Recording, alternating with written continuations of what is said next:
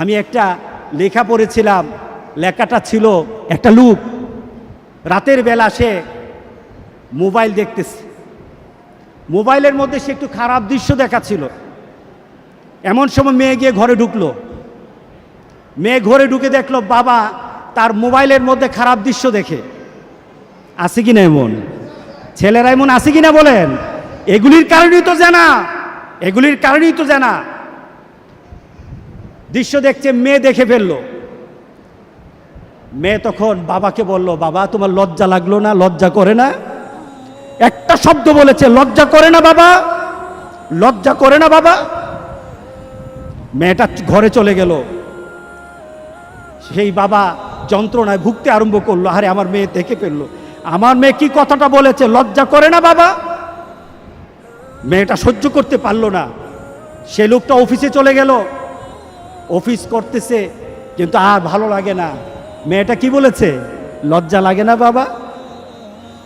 কিন্তু মেয়েটার যন্ত্রণায় সে হার্ট ফিল করলো, বাবার এই অবস্থা দেখে হার্ট ফিল করলো। মেয়েটা এরপরে মারা গেল।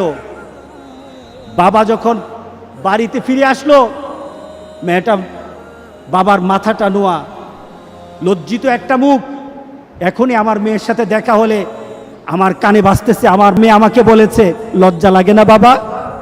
আমি কিভাবে আমার মেয়ের সামনে যাব, আমি কিভাবে আমার মেয়ের সামনে যাব? এই চিন্তা যখন করতেছে, এমন সময় দরজা খোলার সাথে সাথে একটা চিৎকার শুনলো। স্ত্রী চিৎকার বলতেছে, আমার মেয়েটা মারা গেছে, আমার মেয়েটা মারা গেছে। বাবার কানে তখন বাজতেছিল রাতের কথা, লজ্জা লাগে না বাবা। তার দাফন হলো, তার জানাজার ব্যবস্থা হলো। দাফন করার সময় মেয়েটাকে যখন কবরের মধ্যে দাফন করে দেয়, কবরের মধ্যে রাখা অবস্থায় বাবা একটা চিৎকার করার কথা ছিল। মেয়েটা তো চলে যায়, বাবা চিৎকার করার কথা ছিল, বাবা চিৎকার করে নাই, বাবা হেসে দিয়েছে। বাবা হেসে দিল। তাকে জিজ্ঞাসা করলো, তুমি হাসছো কেন?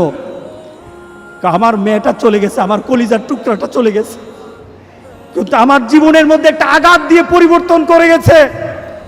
যেই নীতিতে আমি আমার চরিত্রকে নষ্ট করছি, আমার ঈমানকে নষ্ট করে দিতেছি, আমার মেয়েটা হারিয়ে ফেলেছি, কিন্তু আমি আমার আখিরাতকে বুঝে ফেলেছি, আমি আমার আখিরাতকে বুঝে ফেলেছি।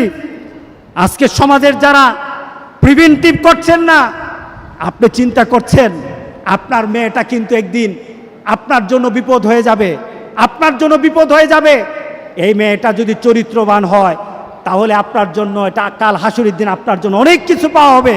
আর এই মেয়েটা যদি চরিত্রহীন হয়, তাহলে মনে রেখে দিয়েন, আপনার মেয়ে কিন্তু আপনাকে ছাড়বে না, আপনার মেয়ে আপনাকে ছাড়বে না। সুতরাং আমরা যদি হতে চাই ভালো একটা বাবা হব, রাজি আছে সবাই? এই দুশ্চরিত্র স্বভাব যার মধ্যে আছে, যেই বাবার মধ্যে দুশ্চরিত্র স্বভাব আছে, এই কারণেই মেয়েগুলি খারাপ হয়, ছেলেগুলি খারাপ হয়। বাবা নামাজ নাই, মেয়ের নামাজ নাই, মার নামাজ নাই, মেয়ের নামাজ নাই, ছেলের নামাজ নাই। সুতরাং আমরা চলুন একটা সুন্দর একটা সমাজ চিন্তা করি, যেই সমাজের মধ্যে খারাপই থাকবে না, প্রতিরোধ গড়ে তুলবো ইনশাআল্লাহ। রাজি আছি সবাই?